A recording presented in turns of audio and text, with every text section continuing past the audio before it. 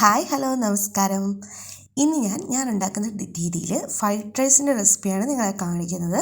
അപ്പോൾ ചിക്കൻ എടുത്തു, ചിക്കൻ നല്ലപോലെ കഴുകി വൃത്തിയാക്കി വെച്ചിട്ടുണ്ട്. പിന്നെ റൈസ് ഞാൻ ഈ റൈസാണ് എടുത്തേക്കുന്നത്. നീളമുള്ള ഏത് റൈസ് വേണമെങ്കിലും ബിരിയാണി റൈസ് യൂസ് ചെയ്യാം കേട്ടോ. അപ്പോൾ ഉപ്പും ഓയിലും ഒഴിച്ച് അരി നല്ലപോലെ വേവിച്ചെടുക്കണം. ഒരു 90-80% അരി വെന്താൽ മതി. 100% വേവിക്കല്ലേ, കാരണം ഫ്രൈഡ് റൈസ് ഉണ്ടാക്കുമ്പോൾ ഒടിഞ്ഞു പോകും.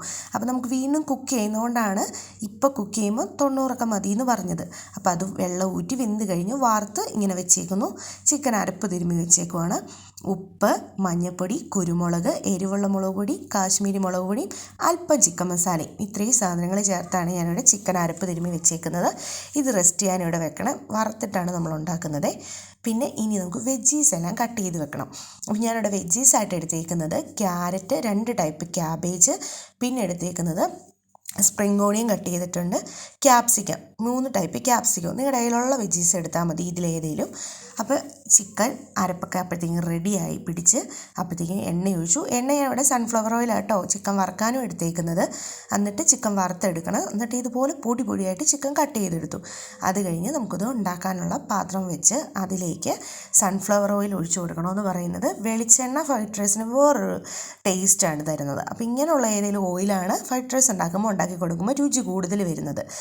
അത് ഈ ഉണ്ടാക്കുന്ന സെയിം പാനിൽ തന്നെ 3 മുട്ട ഞാനിവിടെ എടുത്തിട്ടുണ്ട്. അത് ഉപ്പും കുരുമുളകും ഇട്ടിട്ട് ഇതുപോലെ ചുക്കി പൊരിച്ചെടുക്കണം. ഒരുപാട് കുക്കാവണ്ട, ജസ്റ്റ് കുക്കായി കിട്ടിയാൽ മതി.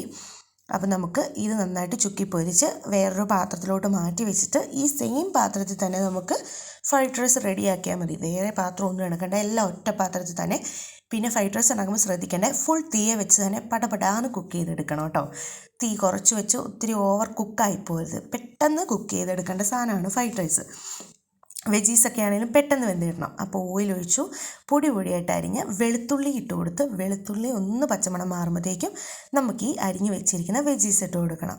യെല്ലോ, ഗ്രീൻ, റെഡ് ക്യാപ്സിക്കം, പിന്നെ ഈ ക്യാബേജും ക്യാരറ്റും ഞാൻ എടുത്തേക്കുന്നത്. നിങ്ങൾക്ക് ഇഷ്ടമുള്ള ഷേപ്പിൽ കുഞ്ഞായിട്ട് ഏത് ഷേപ്പിൽ വേണമെങ്കിലും വെജീസ് കട്ട് ചെയ്ത് യൂസ് ചെയ്യാം. ഞാനിപ്പോൾ ഇങ്ങനെ ഇവിടെ എടുത്തേക്കുന്നത്. പിന്നെ ചിക്കൻ ആണെങ്കിലും വറക്കാതെ വേവിച്ച് വേണമെങ്കിലും യൂസ് ചെയ്യാം. പക്ഷേ ഇവിടെ ആ ഫ്ലേവർ ഇഷ്ടമില്ലാത്തതുകൊണ്ടാട്ടോ ഞാൻ വറുത്തിടുന്നത്.